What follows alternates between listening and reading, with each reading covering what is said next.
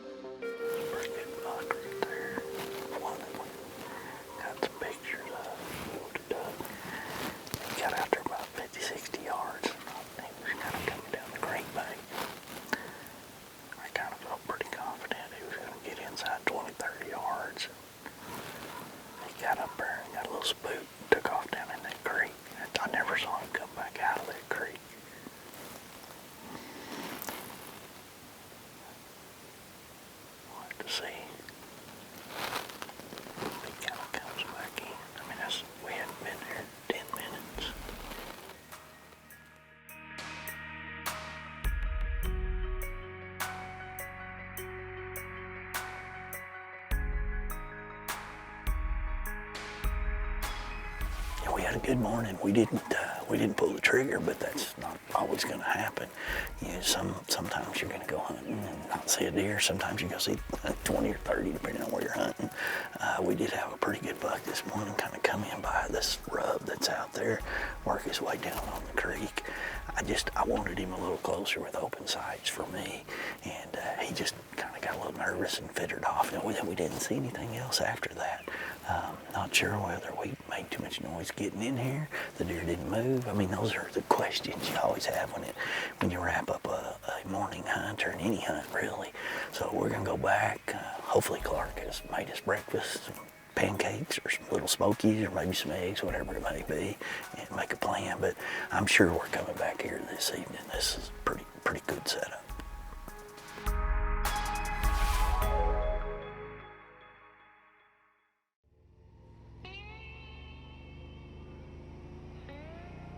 Wade is headed back out to the same Blackout X5S ground blind he hunted in this morning as part of this hunt here in Central Texas. It's a very typical October in this part of Texas. We're kind of in the northern part of the hill country.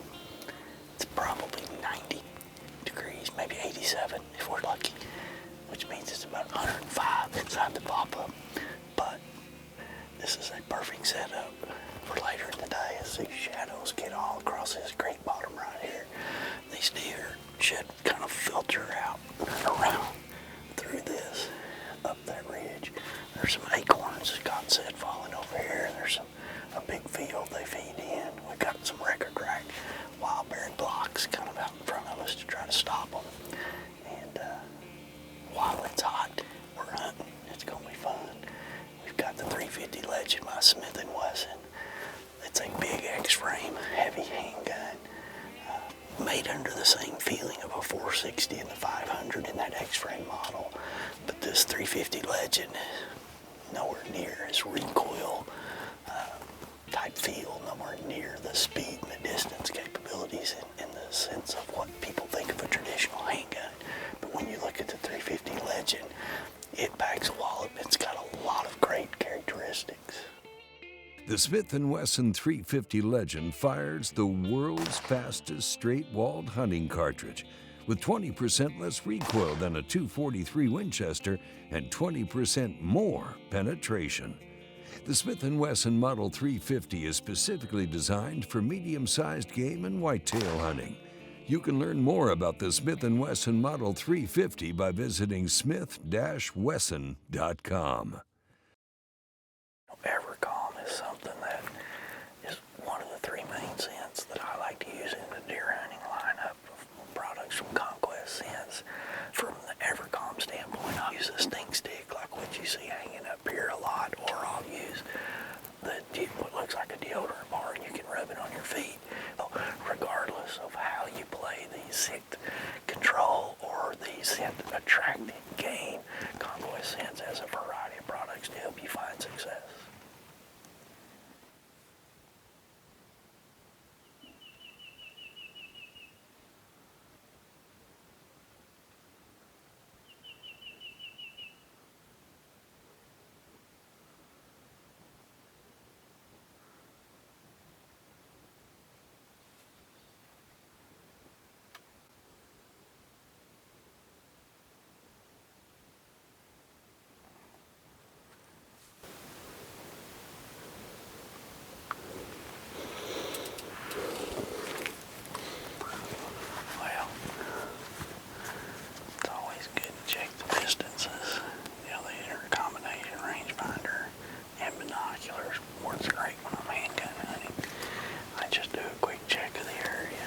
Visualize, think about what might happen, when to act. You know, if you're a bow hunter, draw when the deer goes behind that tree.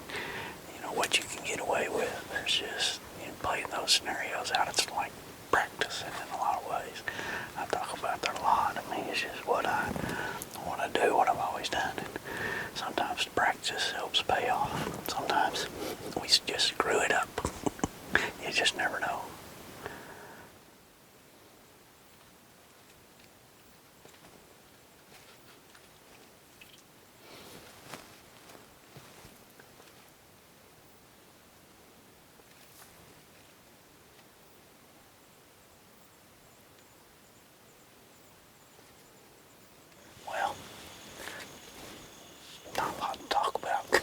See a deer, saw a lot of doves, or heard a lot of doves flying around, but that's about it.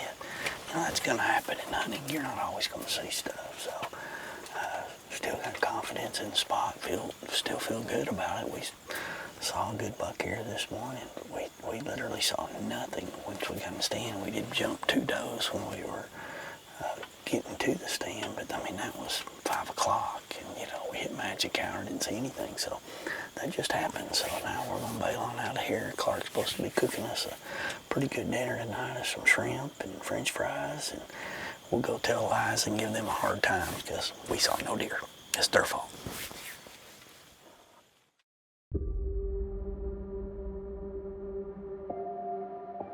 Well, it's day 2 of Wade's hunt here near San Saba, Texas.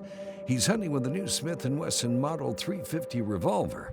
The 350 stands for 350 Legend, a cartridge that Wade's using for the first time. While the last 2 sits have been slow when it comes to deer activity, we pick up the action as several deer have worked down into the creek bottom, from a nearby food plot to include the buck that was working along the creek bottom yesterday morning.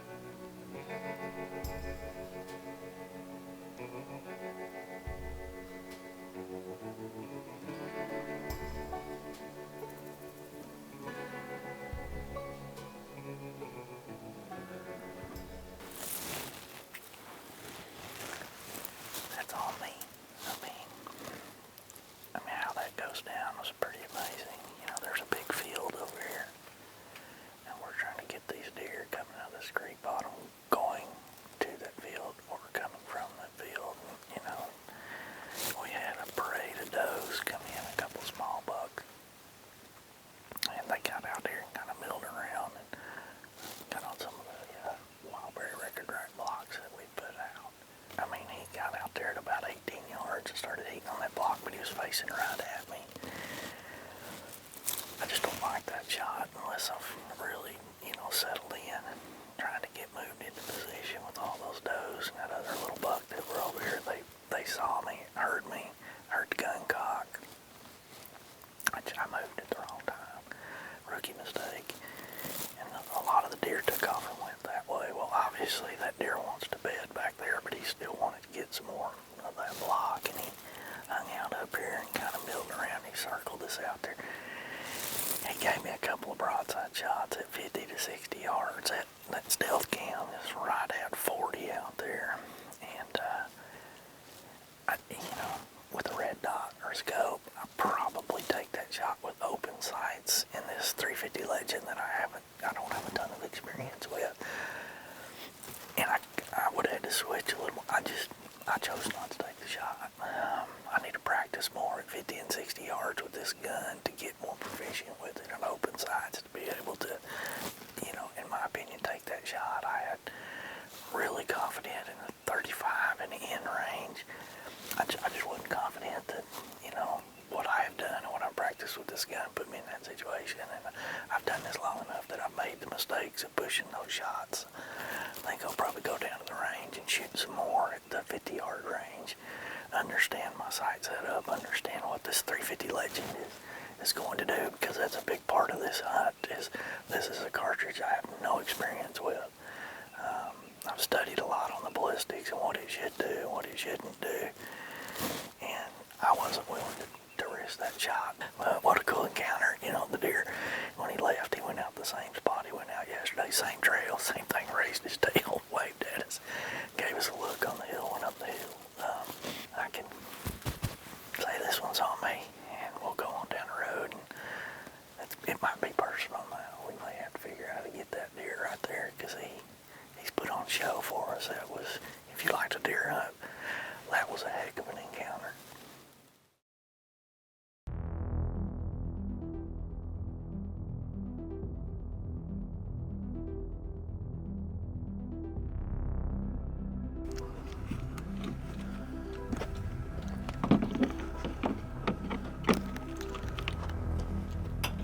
Wade has encountered the same buck 2 other times now, but mistakes have cost the team a chance to get a shot so far.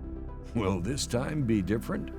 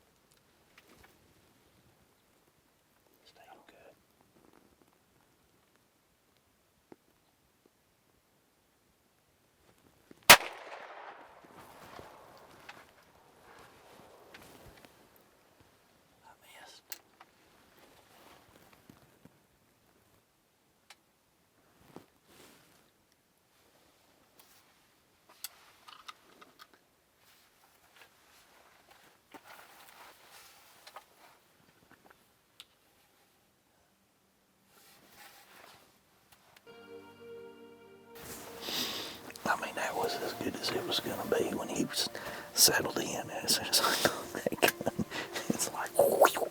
But when he turned broadside, I mean, that was 28 yards probably, I'm guessing. And I just don't think I settled in on the sights. And I mean, I saw him step. I knew he stepped right as I was, going through the deal. And I think I probably just shot right over his back based on how he acted. I mean, we'll give him a bit of time. And I mean, I don't think he's going to come back, but it's certainly, I've seen it happen. I mean, you can hindsight it 20/20 all day. Do they come back? Do they settle back in after the gun cock? I mean, but that's as good as it's going to get, 28 yards broadside. It just, in my mind, probably, I don't know, I mean, I just missed. We've had good morning hunts. We've seen that buck I ended up shooting at all 3 times. see his ribs on him. He's, you know, one that's gotten him feel is well past maturity. You know, he's a 9-point, but he's a spooky son of a gun. He's been educated. Every time we move, the rustle of our clothes, the clack of our hands on the camera, me trying to move the gun into position, he's got spooky. And this time, and one other, I got the gun cocked, and I mean, it is so calm. He ran. But I mean, he gave me a great shot, in my opinion, broadside and everything. I mean, I missed. Bottom line, I missed. I whiffed, but probably in my mind, I'm always trying to analyze this stuff. In my mind, right when I pulled the trigger, he's stepping, and I bet you I pulled my head off my side picture, and I just, we can't even see where the bullet hit anywhere. So I definitely didn't shoot low because we just seen the dirt. And, you know, I mean, that bullet probably hit that creek bank 200 yards away over there. But he run up that hill. Maybe we'll get a chance to get back on that deer at another time. But it's been fun hunting with the 350 Legend. We're going to hunt with it some more this year. But as of today, the deer won. Well, that'll do it for this episode. We'll see you next time.